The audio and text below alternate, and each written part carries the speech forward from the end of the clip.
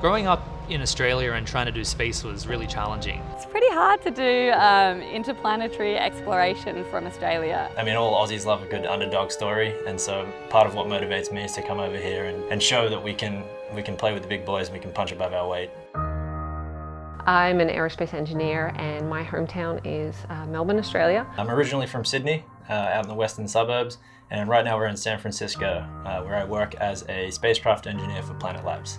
I'm an aerospace engineer and physicist working here in San Francisco to support the space industry.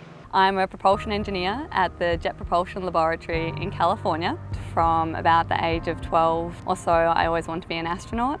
Personally applied to be an astronaut twice now. I was big on sci-fi, so I was into like Star Wars. I remember going out to the Parkes radio telescope when I was about 6 or 7, and I think from that point on I was hooked on space and wanted to go.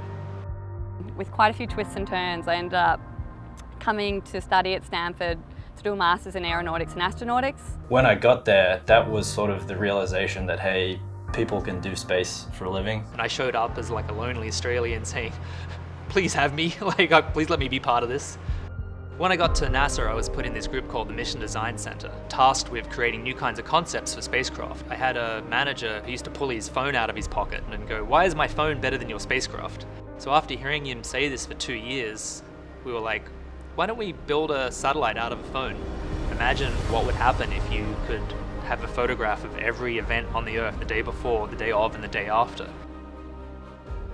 It was a little test for me to see if I would actually be comfortable becoming an astronaut. They set it up as a simulation for 4 crew, as if they were going to fly to an asteroid. So I'm working on essentially a very elaborate shop air system for Mars to clean samples.